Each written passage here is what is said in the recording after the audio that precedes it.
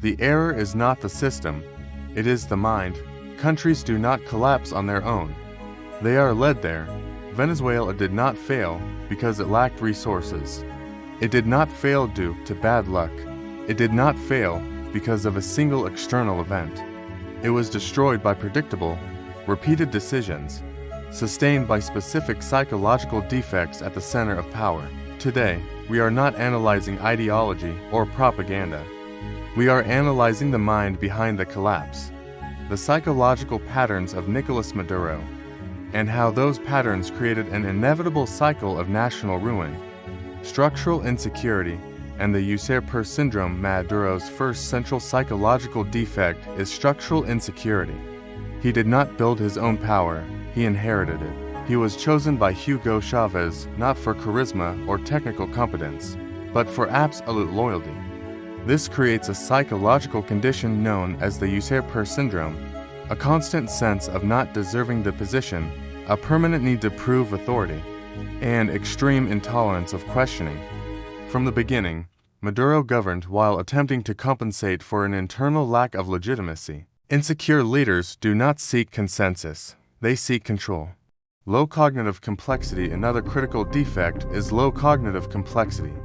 This manifests as difficulty handling multiple variables at once, binary thinking that divides the world into allies and enemies, and an inability to understand complex systems like economics, logistics, and production.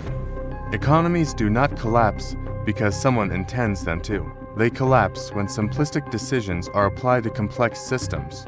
Price controls, forced nationalization, and massive money printing were not ideological accidents. They were the result of a simplified mental framework attempting to dominate a sophisticated reality. Defensive narcissism. Maduro does not display classic charismatic narcissism. He exhibits defensive narcissism. This form appears as intolerance of criticism, constant perception of attack, and a compulsive need for symbolic displays of power. In this mindset, elections are questioned, opposition figures become existential enemies, and criticism is reframed as conspiracy. The defensive narcissist does not govern to improve the system, he governs to protect his self-image. And when image conflicts with reality, reality is sacrificed. Functional paranoia. Another central defect is functional paranoia. This is not clinical insanity.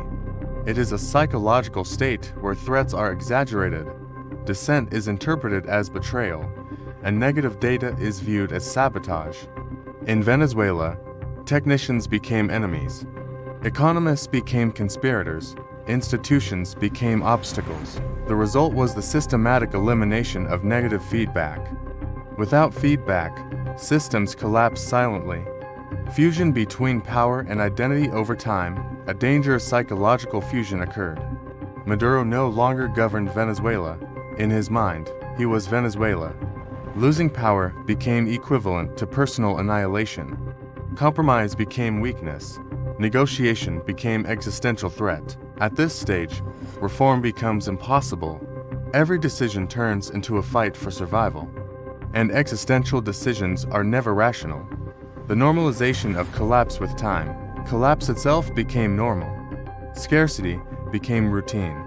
Mass migration became a statistic. Death became collateral damage. This psychological mechanism shields the leader from moral responsibility. If disaster is normal, then no one is accountable. This is how an entire country can sink while the leader never acknowledges failure. The final pattern. Nicolas Maduro did not destroy Venezuela through conscious cruelty.